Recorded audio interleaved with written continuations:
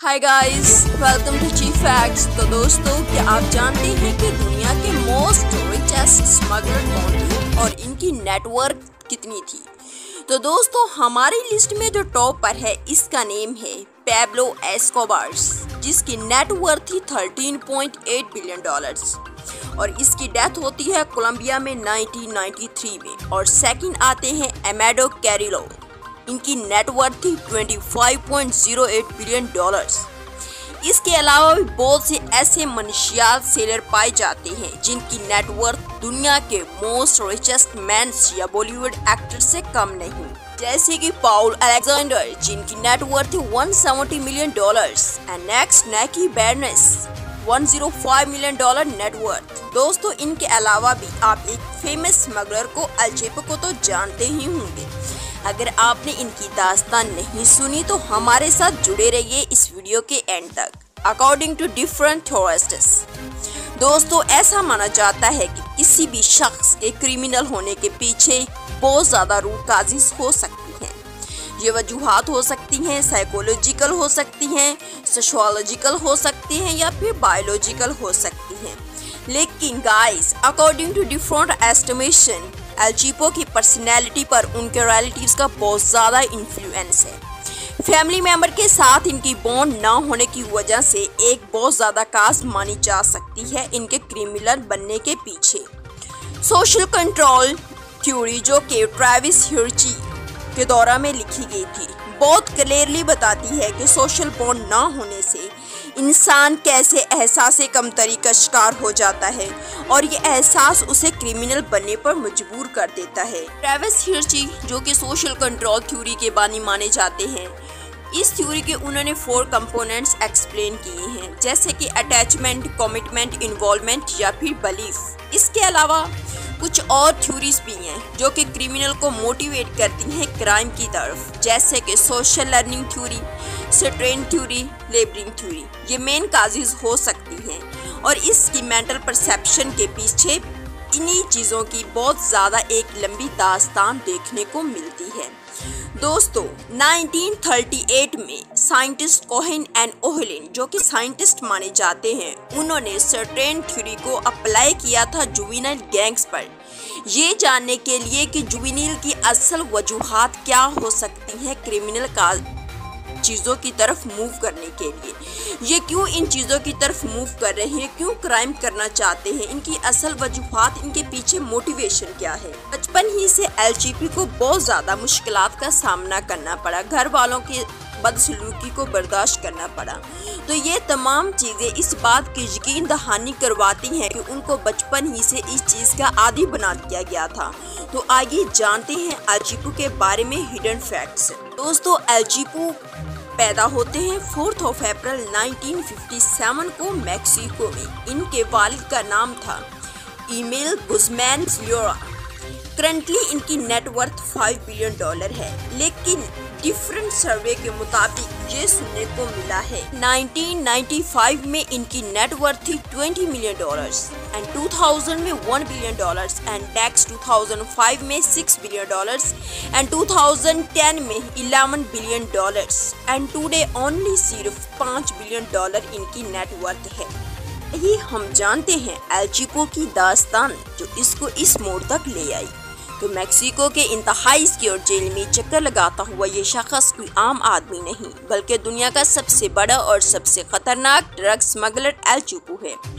इसके सेल में खास सीसीटीवी कैमरास लगाए गए हैं, जिनकी मदद से 24 आवर्स इस पर नजर रखी जा सकती है। इसके सेल में ना कोई रोशनदान है और ना ही कोई खिड़की, सिर्फ कोने में एक शावर एरिया बना हुआ है। मजे की बात तो ये है कि इतनी सिक्योरिटी और नजर रखने के बावजूद भी एल चैपो चलते चलते शावर एरिया की तरफ जाता है और फिर दोबारा सिक्योरिटी स्टाफ को नजर नहीं आता। आधे घंटे के बाद जब इनको शक हुआ तो वो सेल के अंदर जाकर देखती है कि दुनिया का सबसे बड़ा ड्रग स्मगलर फरार हो चुका है। वो कहां से और कैसे भागा, एल चैपो की जिंदगी और इसकी इस पुरअसरार कहानी पर नजर डालते हैं। इसका असल नेम था गुज़मैन, लेकिन बाद में इसने खुद को एल चैपो का नाम दे दिया। इसकी ड्रग ट्रेडिंग की आदत इसको विरासत में मिली थी, इसका बाप जो खुद भी एक छोटा मोटा ड्रग डीलर था, इसने छोटी एज में ही एल चीपो को घर से निकाल दिया था। एल चीपो के पास गुजारा करने के लिए कोई रोजगार नहीं था और ढूंढने पर भी जब इसको कुछ नहीं मिला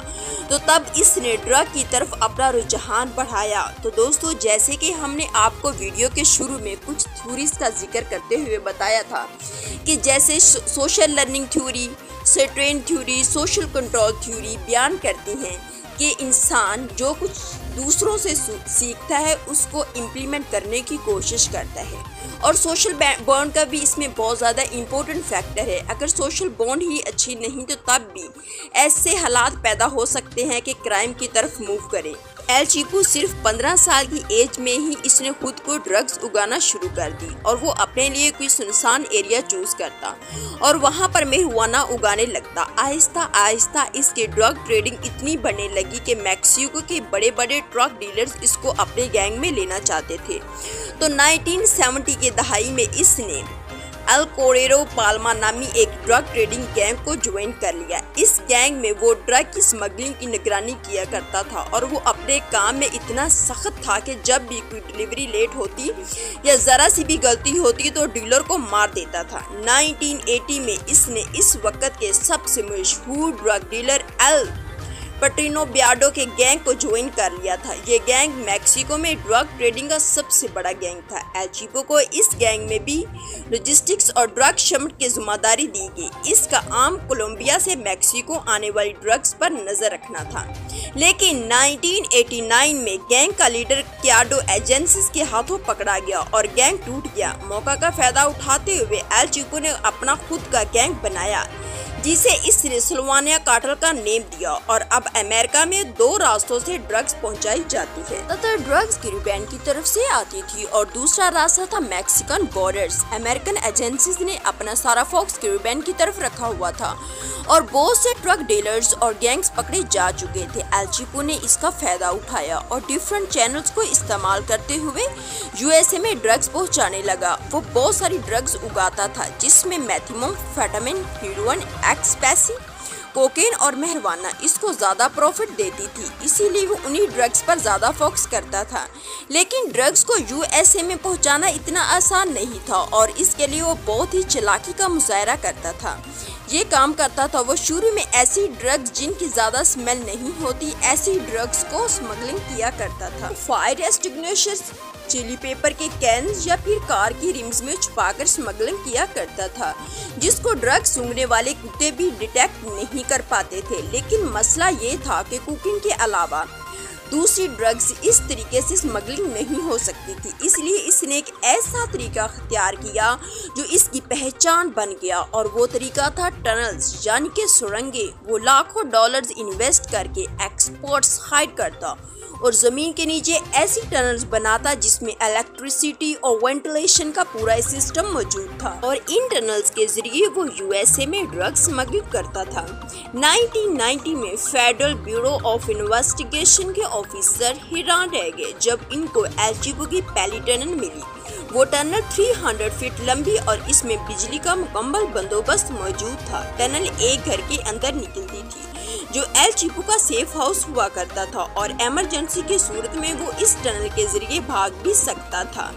एल चीपो को इस कुंदे के सारे रूल्स मालूम थे, इसीलिए लाख कोशिश करने के बावजूद भी वो पकड़ में नहीं आता था। नवंबर 2010 में ओटे मेसा में एक टनल मिली जिसमें ऐसी इतिहास को जो थी के अलावा जमीन पर रेल सिस्टम भी नस्ब था जिसे कंस्ट्रक्शन के दौरान मलबा और बाद में ड्रग्स ट्रांसपोर्ट करने के लिए इस्तेमाल किया जाता था।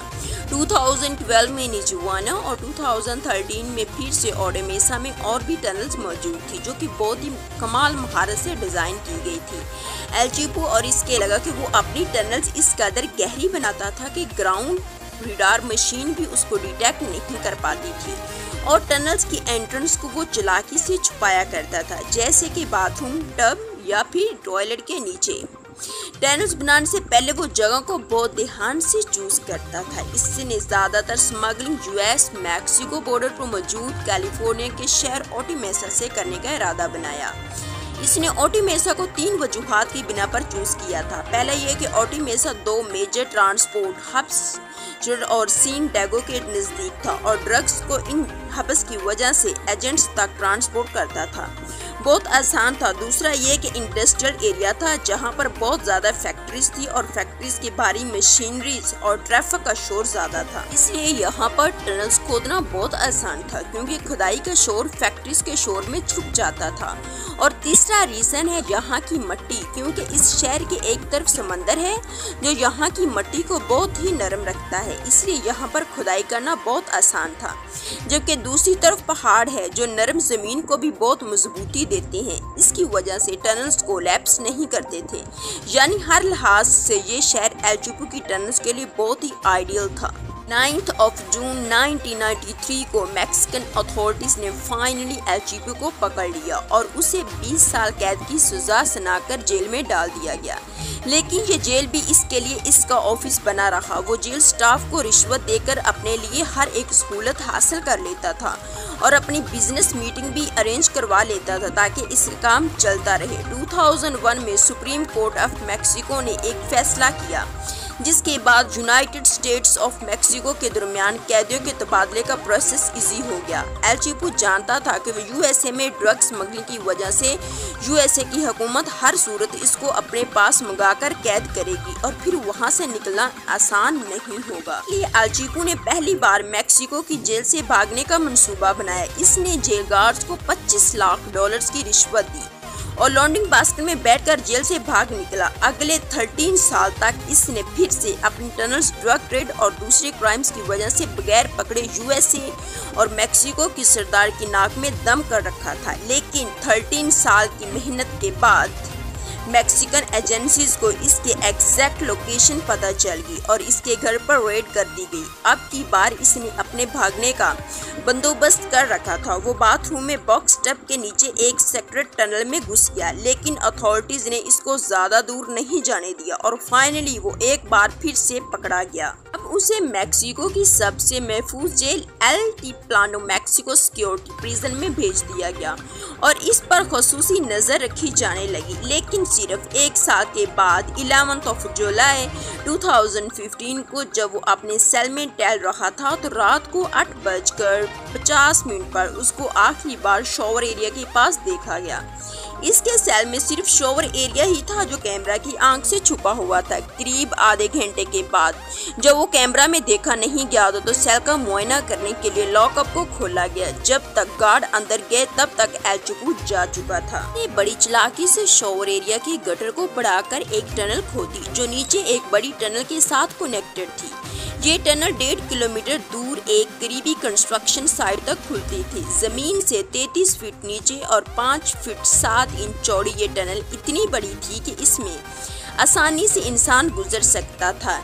लेकिन इस बार इसकी आज़ादी ज़्यादा लंबी नहीं थी। 8 जनवरी 2016 को लास मोचिस में मैक्सिकन मरन्स ने इसके सेफ हाउस पर फिर से हमला किया और शदीद मुज़ाहमत के बाद वो एक बार फिर से पकड़ा गया। इस बार अमेरिकन सरकार ज़्यादा रिस्क नहीं लेना चाहती थी, इसीलिए 2017 में एल चीपो को मैक्सिकन सरकार ने यूएसए के हवाले कर दिया, जहां से वो सुपर मैक्सिकन प्रिजन कोलोराडो में अपने उम्र कैद की सजा काट रहा है। लेकिन हकीकत ये है कि जितनी भी सिक्योरिटी हो, अमेरिकन सरकार को ये डर ही रहता है कि कहीं एल चीपो दोबारा से ना भाग जाए।